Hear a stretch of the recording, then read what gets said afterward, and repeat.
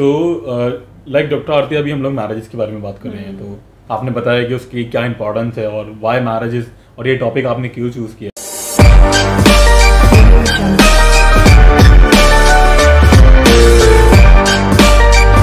Hello everyone, मेरा नाम है वेंकटेश भारती और अकैड बडी के पॉडकास्ट चैनल पे आप सबका स्वागत है।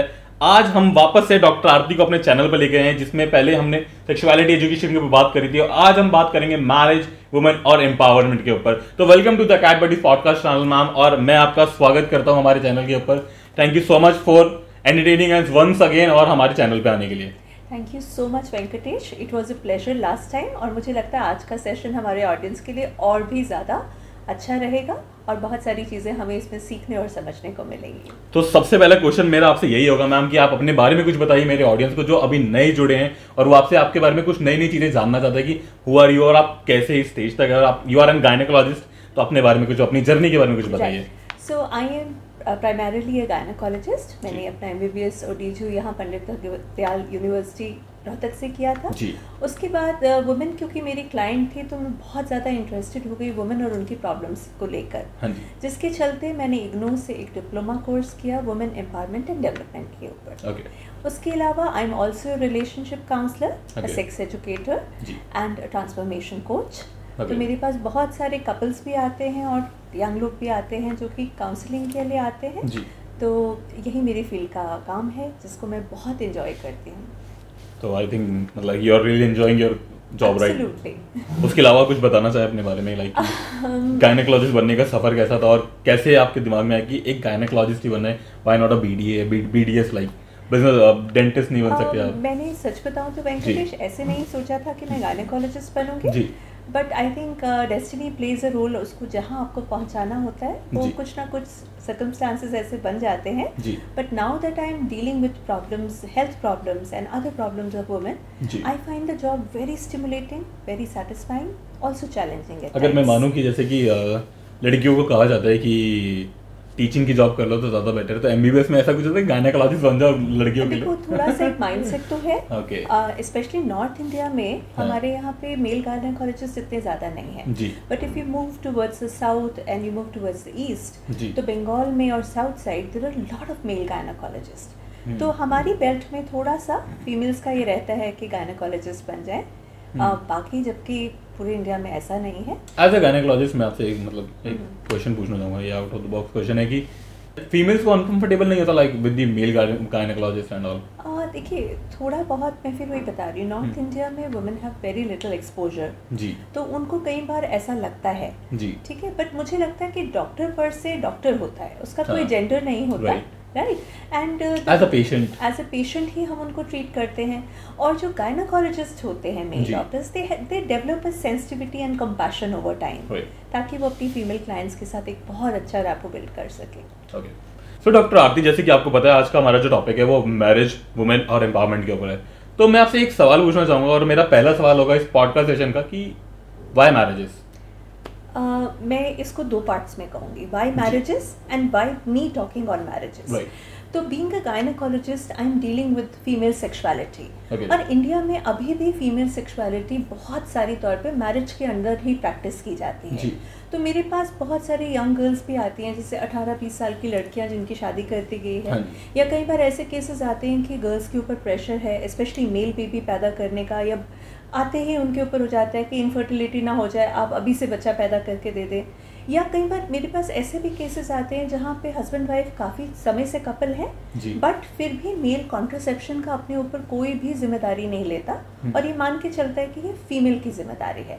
तो ये सारे इश्यूज जो हैं वो मैरिज के अंदर हम देखते हैं, और इसलिए मुझे लगा कि it is very important to study the marriage, how empowered और disempowered a woman is in the marriage.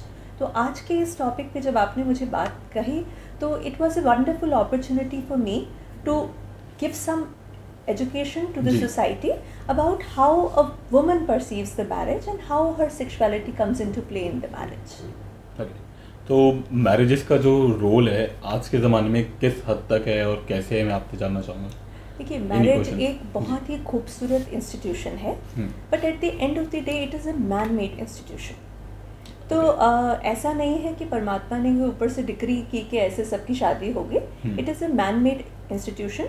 और बड़ी मज़ेदार समझने की बात यह है कि इस इंस्टीट्यूशन में घुसने के लिए कोई क्वालिफिकेशन एग्ज़ाम भी नहीं है, बस शादी करा दो, बस शादी करा दो। इंडिया में specially marriage is almost a universal phenomena. बहुत कम लोग ऐसे मिलेंगे जिनकी शादी नहीं हो रखी होगी compare to the western society, जहाँ बहुत सारे लोग ये सिंगल रहने का डिसीजन भी लेते हैं। तो अगर मैं एलिजिबिलिटी की बात करूँ, a lot of our young people and lot of people who are in marriages, they are not eligible to be in a relationship. तो मैरिज का स्ट्रक्चर क्या है, ढांचा क्या है? मैं थोड़ी ऑडियंस की तरफ से जानना चाहूँगा कि like they are not eligible for relationship or the marriage or for the marriage, both of them. Okay, relationship is a two-way traffic, right. और मैरिज में क्योंकि एक सेट रूल्स एंड रोल्स लिख दिए गए हैं, तो कई बार वो उसको ईमानदारी के साथ नहीं निभा पाते क्योंकि उस कंसेप्ट को अच्छे से समझ ही नहीं पाते हैं।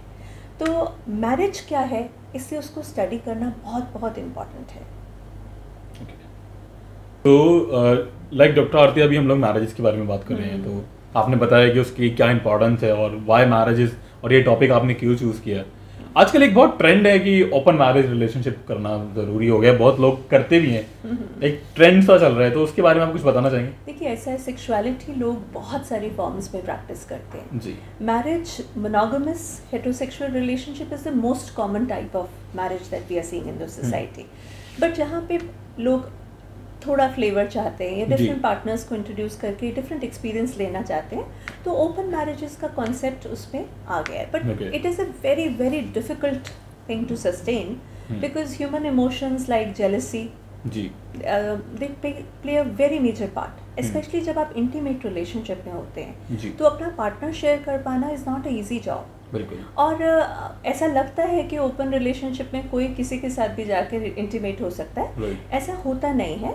ओपन रिलेशनशिप में भी रूल्स और रेगुलेशंस होती हैं, बाउंड्रीज होती हैं, और ओपन होने के बावजूद भी उसमें चीटिंग के इंस्टेंसेस हो सकते हैं। तो उसमें पकड़ेंगे कैसे? पकड़ना तो बस यही होता है कि ओपन रिलेशनशिप में एक मेन कपल रहता है और दूसरे कपल्स जो होते हैं वो इंट्रोड्यूस किए जाते हैं और सेक्सुअल एक्सपीरियंसेस के लिए। तो अगर आप ऐसा कुछ भी करते हैं जो अपने मेन पार्टनर से छुपा कर रहे हैं, इट अमाउंट्स टू चीटिंग। तो open or not that open, open में भी there are a set of boundaries and set of rules. Yes. अब जैसे कि हम लोग एम्पावरमेंट के बारे में बात कर रहे हैं, तो डिसएम्पावरमेंट आपके नज़रिए में क्या है कि अभी भी 21st सेंचुरी में अगर हम लोग एम्पावरमेंट के बारे में बात कर रहे हैं, तो क्या वो ज़रूरी है या क्या वो चीज़ें अभी और हमारी इस समाज में फंसी हुई हैं, उसके बारे में कुछ बताना चाहेंगे? आपने बड़ा ही अच्छा क्वेश्चन पूछा है, और एक्चुअल में ये ट्रिगर भी था मेरा वो कोर्स करने का। जब हम बात करते हैं वुमेन एम्पावरमेंट की, तो किसी भी चीज़ की जब एम्पावरमेंट की बात हो, ये जानना बहुत ज़रूरी है कि डिसएम्पावरमेंट कहाँ से आ रहा है, राइट? तो हम आज क्योंकि मैरिज की बात कर रहे हैं, तो मैरिज में there are certain sets of criteria जो वुमेन के लिए बहुत ही ज़्यादा डिसएम्पावरिंग है। तो जब मैंने ये कोर्स किया, तो basic idea was to understand कि where is the woman disempowered. अगर मुझे पता होगा कहाँ डिसएम्पावरमेंट है, तभी तो मैं एम्पावरमेंट ला सकती हूँ। तो व्हाट आई फाउंड वाज कि मैरिज में दो ऐसे मेजर कॉन्सेप्ट्स हैं जो वुमेन के लिए बहुत ज़्यादा डिसएम्पावरिंग है। Number 1 is the ownership of a women's sexuality. तो क्या होता है कि शादी होती है और लड़का लड़की को अपने घर लेकर आता है ना। तो जब मैरिज का कॉन्सेप्ट स्टार्ट हुआ था आदि पुरान काल में जब भी हुआ था, तो basically from a hunter the man turned into a gatherer and then agriculturist. तो वहाँ से ज़मीन की ओनरशिप का कॉन्सेप्ट स्टार्ट हुआ। अब मेरी अगर ज़मीन है तो मैं ये चाहूँगा कि मेरे ही पुष्ट ज़मीन को हो, है ना। तो what a man understood was कि अगर हम वुमेन की सेक्सुअलिटी को कंट्रोल कर लें, उस पर ओनरशिप ले आए, तो ये ज़मीन मेरी, इससे जो फसल निकली वो मेरी, ये औरत मेरी, और इससे जो फसल निकली वो बच्चे मेरे। तो that is how the ownership of women came into be. Exactly. तो वो फादर ने कन्यादान किया एंड देन वो हस्बैंड के साथ चली गई, तो कोई ना कोई उसका ओनर हमेशा डिसाइड हो जाता था जो कि उसकी लाइफ या उसकी डेस्टिनी को रूल करता था। ये तो फिर एक तरीके से लाइक कि आपने किसी को ट्रांसफर कर दिया, ऐसा मनी ट्रांसफर कर देते हैं। पहले कहते थे कि एक खूंटे से उतार कर दूसरे खूंटे पे बांध दिया।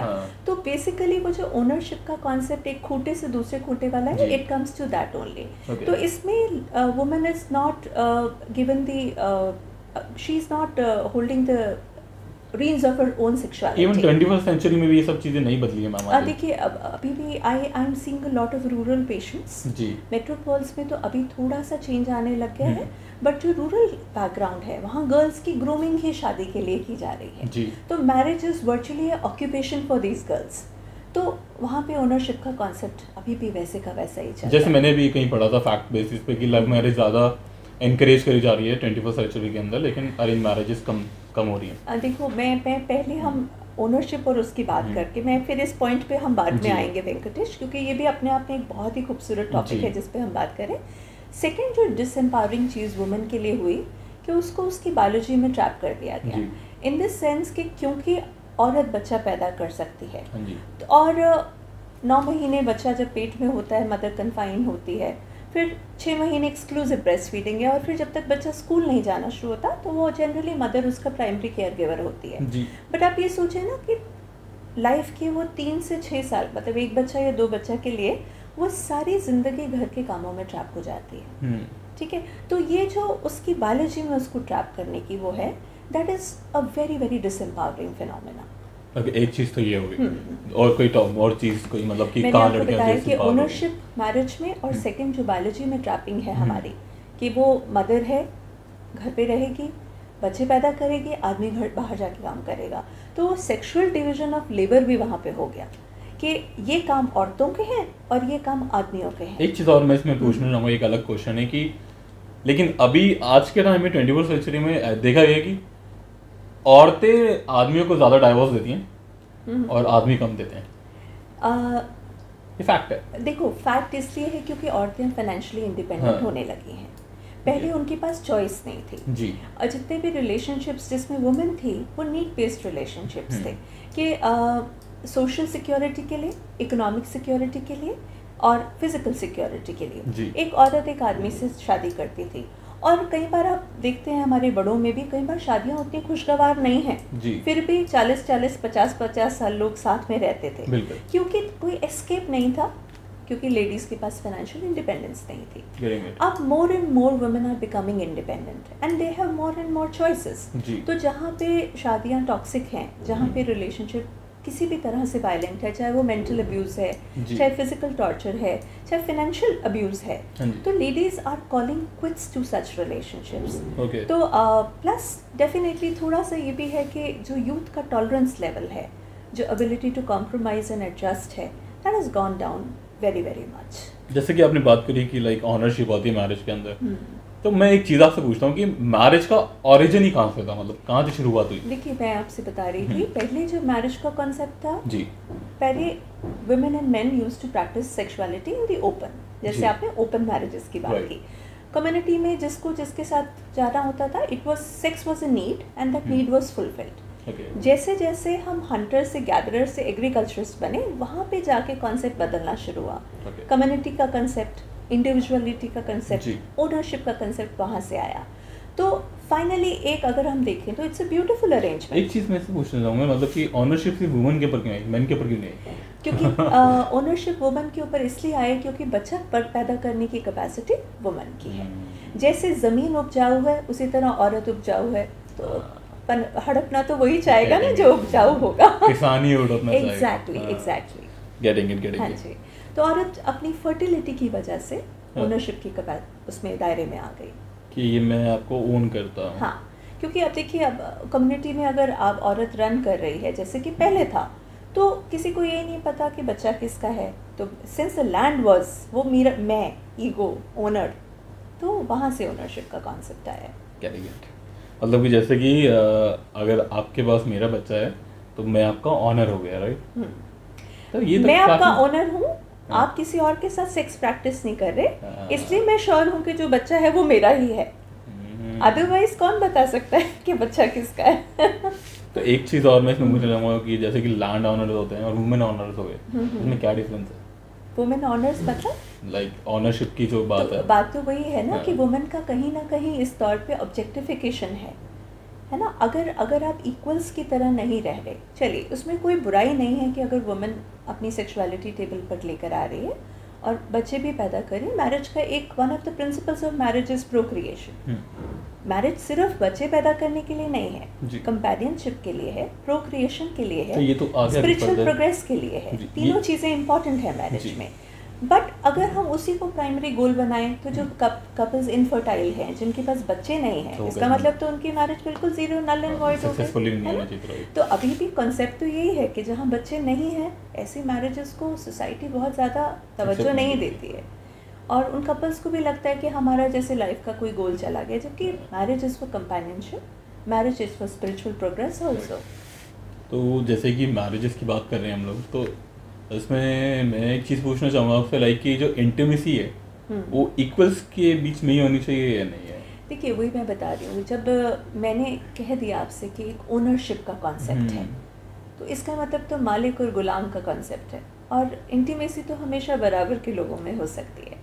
तो unless and until marriage is equal in nature, वो इक्वल इन नेचर, वो पहले कहते थे कि अरे शादी कर दी, इसकी किस्मत है आगे कैसा मिले, है ना। तो क्योंकि वो लड़की वो स्टेप लेने के बाद सोसाइटी, उसके अपने पेरेंट्स भी उसको वापस नहीं आने देते थे। कई बार तो वहाँ पे डेथ्स भी हो जाती थी, अपने हस्बैंड के घर में वायलेंस होता था, फिर भी सोसाइटी इतनी ओपन नहीं थी कि मैरिड लड़की को वापस लेकर आ जाए। अभी भी है वायलेंस। तो बट वही मैं आपसे बात कह रही हूँ कि इक्वल्स होंगे तभी इंटीमेसी होगी, अदरवाइज तो एक डर की फीलिंग, बिल्कुल वो सब रहेगा। एक चीज़ मैं और पूछना चाहूँगा, लाइक कि ये थोड़ा मतलब आप पता नहीं मतलब कैसे आंसर देंगे कि जैसे कि दो जेंडर्स हैं, एक मेल एक फीमेल है, तो दोनों के लिए मैरिज का पर्सपेक्टिव डिफरेंट कैसे? ये एक आपने बहुत ही मज़ेदार क्वेश्चन पूछा है। देखिए what I have seen is कितनी सारी स्पीशीज़ भगवान ने बनाई हैं, बट ह्यूमन एक ऐसी स्पीशीज़ है जिसमें आदमी और औरत अलग अलग दो स्पीशीज़ की तरह ऑपरेट करते हैं, ठीक है। और इतना ज़्यादा विरोधाभास है कुछ चीज़ों को लेके कि कोई कॉमन पॉइंट पे आ ही नहीं पाते हैं, राइट। और मैं उस दिन आपसे डिस्कस भी कर रही थी कि शादी का पर्सपेक्टिव कई बार ऐसा होता है कि दो लोगों की शादी है, हमारी शादी नहीं होती, एक होती है आदमी की शादी, एक होती है औरत की शादी। तो मान लीजिए एक आदमी जा रहा है और उसके दोस्त ने पूछा यार शादी कैसी चल रही है तुम्हारी, तो वो कहेगा बहुत मस्त है, सुबह सुबह पकाई पकाई रोटी मिलती है, शाम को आता हूँ तो बीवी मुस्कुराती हुई दरवाज़ा खोलती है, घर सारा साफ मिलता है, कपड़े धुले हुए मिलते हैं, और फिर मुझे किसी पार्टनर के पीछे भागना नहीं पड़ता, सेक्स बिल्कुल रेडी मिलता है। तो ये एक आदमी का पर्सपेक्टिव है। ऐसे ही काफ़ी केसेस में ऐसा, उसकी सहेली किसी लड़की से पूछे तुम्हारी शादी कैसे चल रही है, अरे माँ बाप के घर ही ठीक थी, है ना, यहाँ तो सुबह से शाम तक खटती हूँ, सारे घर का काम करती हूँ, सबको गरम गरम रोटी, रात को थक कर सोने आती हूँ तो हस्बैंड को सेक्स चाहिए। तो आप ये देखिए, there is not our marriage, बहुत सारी marriages your marriage and my marriage, जबकि it has to be a common kind of experience. इसको सॉल्व कैसे कर सकते हैं? इसको सॉल्व करने के लिए दो लोगों के बीच में डायलॉग होना बहुत ज़रूरी है। और अब अगर हम आज की मॉडर्न डेफिनेशन मैरिज की देखें, it is a contract of partnership between two people, and उन दो पीपल में इंटीमेसी, सेक्सुअल इंटीमेसी भी साथ में होगी।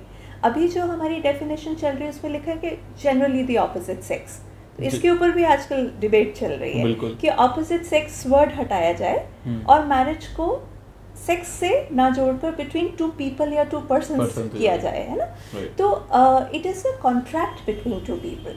जब मैं कह रही हूँ कॉन्ट्रैक्ट है, love marriage, it is a contract, contract है तो नेगोशिएशन होना चाहिए ना उस पर।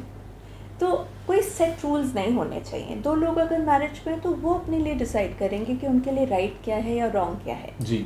तो जो चला आ रहा है, क्योंकि सोसाइटी भी इवॉल्व हो रही है, तो ज़रूरी नहीं है कि हमने वही ढांचा वही चीज़ अपनानी है। We can come to new set of rules which are more fulfilling for the couple. Okay, अगर मैं आपकी बात मानता हूँ कि आपने कहा कि जैसे कि जो औरत है, जो वुमेन है, वो रोटी बना रही है और आदमी कह रहा है कि हाँ मेरे को तो खाना पका पका मिले, दोनों अलग अलग पर्सपेक्टिव, राइट। अब अगर ये चीज़ उल्टी हो जाए, ऑपोजिट हो जाए, तो लड़के को बोला जाएगा तो घर जमाई है, वही ना हमारा, क्योंकि माइंडसेट ऐसा है। अभी एक बहुत ही ब्यूटीफुल मूवी आई थी का और की, एंड वो इसी चीज़ को दिखा रहा था। यहाँ तक कि जो फीमेल प्रोटैगनिस्ट है, जब उसका husband as a woman womanly roles में सक्सेसफुल था, जो परसीव्ड जेंडर रोल्स हैं, तो उसको भी एक जलन हो रही थी कि मेरा हस्बैंड इतना ज़्यादा अटेंशन गेन कर रहा है जबकि मैं बाहर के वर्ल्ड में इतनी सक्सेसफुल हूँ। तो ये हमारे माइंडसेट्स हैं। इसके लिए बहुत ज़रूरी है कि जो हमारे बच्चे हैं उनकी हम जेंडर न्यूट्रल पेरेंटिंग करें, कि ईश्वर ने मुंह दिया है तो खाना खाएंगे, तो जो हाथ खाना जानते हैं उनको बनाना भी आना चाहिए, उसका जेंडर से कोई लेना देना नहीं है। जो बदन कपड़े पहनना जानता है उसको धोना भी आना चाहिए, सुखाना भी आना चाहिए, प्रेस करना भी आना चाहिए। It has got nothing to do with the gender. तो जब हम अपने बच्चों को इस माइंडसेट के साथ पालेंगे, जेंडर न्यूट्रल तरह से पालेंगे, तो household labour will not become a woman centric labour then. A male will be equally responsible because he is eating, he is wearing clothes, and वो शुरू से वैसे ही माइंडसेट के साथ आएगा। बट उसके लिए बड़ा ज़रूरी है कि हमारी वुमेन एम्पावर हो, क्योंकि ये सीखेगा कहाँ से? ये सीखेगा वो अपनी मदर से। एक मदर को अपने बेटे को आने वाली लड़की के लिए भी तैयार करना है, ये बहुत ज़रूरी है। जैसे हम पहले कहते थे कि तेरी माँ ने तुझे कुछ नहीं सिखाया, लड़कियों से कहते थे। आजकल वो टाइम्स आ गए कि लड़कियाँ कहेंगी कि तेरी माँ ने तुझे कुछ नहीं सिखाया। तो इट इज़ वेरी इंपॉर्टेंट कि हमारी जो पेरेंटिंग हो वो जेंडर न्यूट्रल हो जाए। सो डॉक्टर आरती, जैसे कि अभी आपने बहुत सारी चीज़ें, बहुत सारी नॉलेज हमारे को शेयर करी, मेरे चैनल पे मेरे ऑडियंस को शेयर करी, तो उसी के साथ मैं कंटिन्यू करना चाहूँगा और आपसे एक सवाल और पूछना चाहूँगा कि लव मैरिज और अरेंज मैरिज के अंदर क्या डिफरेंस है, क्या आपका तात्पर्य है, क्या पर्सपेक्टिव है आपका, आप बताना चाहेंगे मेरे ऑडियंस को? ये एक बहुत ही क्वेश्चन ऐसा है जो सभी के जहन में चल रहा होता है। पहले तो मैं ये क्लियर कर दूँ कि लव मैरिज और अरेंज मैरिज जो हम वर्ड्स यूज़ करते हैं, लव तो शादी में बहुत देर से आता है, चाहे वो अरेंज्ड हो चाहे जिसको हम लव मैरिज करते हैं। इट इज़ बेसिकली वो चॉइस आपके लिए आपके पेरेंट्स या कोई मैरिज मेकर कर रहा है, या वो चॉइस आप खुद कर रहे हैं। ठीक है जी। तो it is not about love कम। हाँ, जब हम अपनी पसंद से अपने पार्टनर का चुनाव करते हैं तो हम क्या चीज़ें देखकर चुनाव करते हैं कि हम मेंटल लेवल पे साथ हैं, इमोशनल लेवल पे साथ हैं। और जो बहुत यंगर लोग शादी ब्याह में घुस जाते हैं वो जनरली अपने हार्मोन्स के तहत जाकर या अट्रैक्शन के बेस पर शादी करते हैं, या एग्जैक्टली। तो जब हम अपने आप पार्टनर का चुनाव करते हैं तो हमारे बेसिक क्राइटेरिया होते हैं mental compatibility, emotional compatibility and chemistry, right.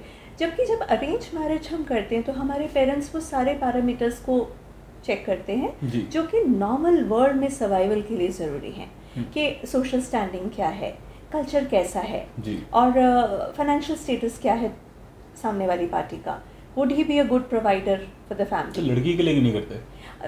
क्योंकि लड़की के लिए अब तो लड़कियों में भी लड़के मांगने लग गए हैं कि नौकरी करने वाली लड़की होनी चाहिए, क्योंकि फाइनेंशियल गोल्स मीट करना आसान हो जाता है जब दो लोगों। एग्जैक्टली, टीचर इसलिए चाहिए क्योंकि छुट्टियां मिलती हैं, 4 बजे छुट्टी रहती है। एग्जैक्टली।